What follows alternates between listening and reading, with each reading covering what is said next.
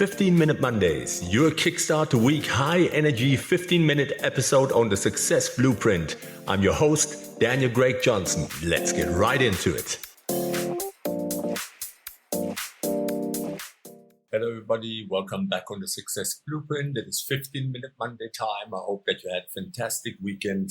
I'm greeting you today from Balito. I'm still on holiday, but that's not going to stop us. We're still going to get our episode out there. Today, I want to talk about balancing ambition with well-being without becoming soft or burned out. It's an important topic, very dear to my heart. So let's get right into it and strap in and not waste time. Here we go. The uncomfortable truth, tribe, is nobody says it out loud. People are not anxious because they're weak. The reason they are anxious is because they're ambitious in a world that never lets them rest. We're told to want more, earn more, achieve more, optimize everything.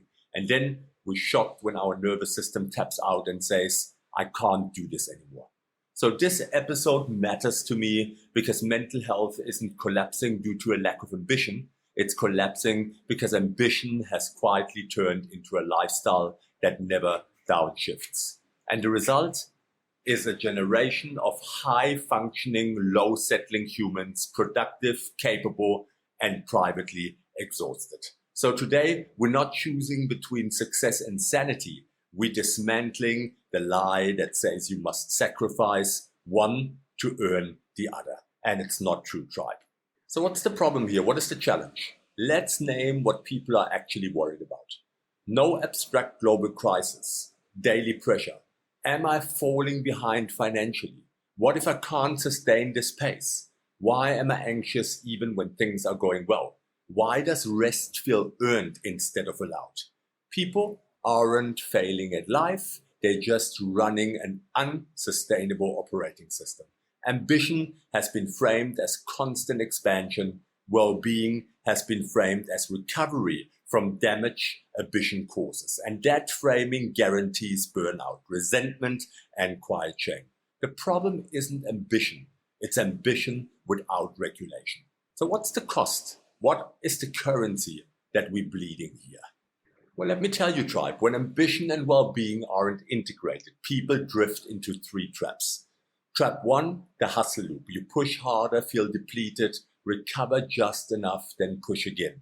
Progress looks like impressive. Internally, you feel brittle. Trap number two, the guilt cycle. Rest feels lazy. Slowing down feels irresponsible. You relax while mentally reviewing your to-do list. Trap number three, emotional numbness. You stop feeling highs to avoid crashing lows. From the outside, you look calm, and inside, you're disconnected. This is how people end up successful on paper and quietly miserable in real life. And here's the kicker, guys, that I want to share with you. Most of this anxiety isn't caused by reality. It's caused by how we interpret reality under pressure. But fear you not, as per usual, I'm going to give you your 5-step framework so that ambition doesn't eat you alive. This is not about slowing down. It's about re-engineering ambition so it stops fighting your biology. Step number one, stop treating anxiety as a character flaw. Anxiety is information, not a moral failure.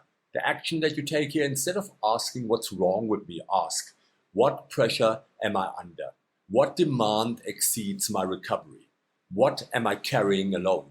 Ambitious people often pathologize normal stress responses. That makes anxiety worse, not better. And your nervous system isn't broken, it's responding accurately to overload. Step number two, separate growth stress from survival stress. Not all stress is equal. Your body knows the difference even if you don't. The action that you take here, write down your top 5 stressors and label each. Growth stress, challenge that expands you. Survival stress, threat that drains you. If survival stress dominates, ambition becomes corrosive. Well-being begins by reducing threat, not ambition. Step number 3, install recovery as a performance asset, not a reward. Rest is not something you earn after exhaustion. That's backwards. The action that you take here, schedule recovery before depletion. Non-negotiable sleep windows, phone-free decompression, physical movement that regulates, not punishes. High performers don't rest because they're tired. They rest because stay strategic. Step number 4, redefine success beyond output. Output is visible, capacity is not. Guess which one determines longevity.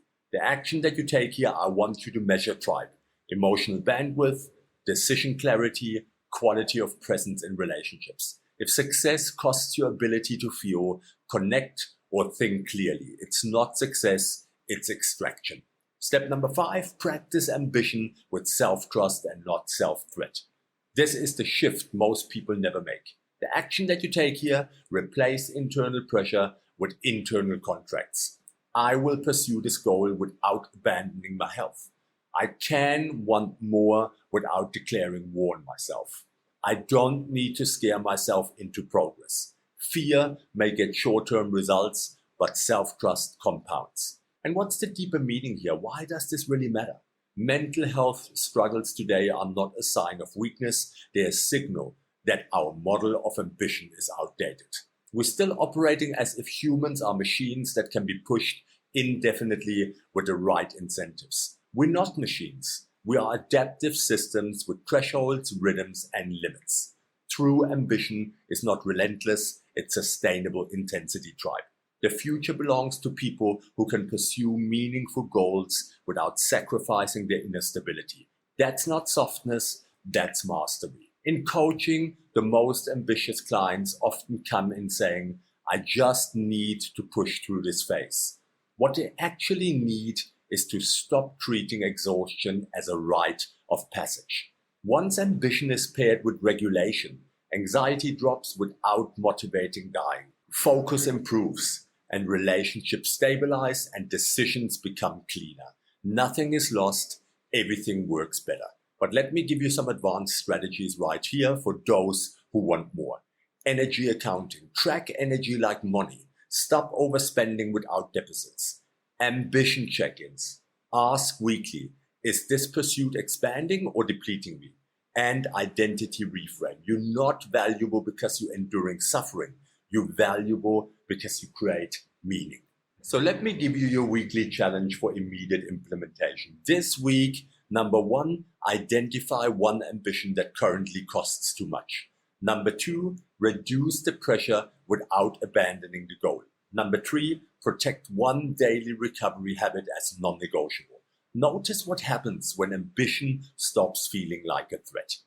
And that's it, guys. Quick and easy. And if this episode made you feel seen, share it with someone quietly carrying too much load. Subscribe, leave a review, and as always, join me next Monday on the 15-Minute Monday again. Copy the episode link, send it on WhatsApp, Facebook Messenger, TikTok, wherever you communicate with your people, and let's grow the tribe so that we can all together get better at this thing called life and business. And let's not forget Doc Marty Mushrooms. Modern ambition requires a regulated nervous system. Doc Marty Mushrooms blends calm focus, emotional balance, and mental clarity. Foundations for high performance that doesn't collapse under pressure. If you want to know more about Doc Marty's product, visit docmarty.com, and listeners of the Success Blueprint receive an exclusive to the Success Blueprint 20% discount of their first purchase. So head over to docmarty.com, leave some love, get yourself some of his products. They are amazing. And I'm going to leave you in closing with this. You don't need to choose between wanting more and feeling okay. You don't need to sacrifice your nervous system on the altar of success. Ambition doesn't have to hurt to be real. Well-being doesn't make you weak. The strongest life is the one you can actually live in. And that balance, that's not accidental, that's designed. Living by design as I share it with my clients. And that's it, guys. I hope that you have a fantastic week. I don't know if you could hear the sea breeze in the background, but if you did, that's because I'm still in Belito. But I am with you. Have a fantastic week. This was Daniel Craig Johnson, your host on the Success Blueprint. With my promise, I'll be back. Take care, tribe.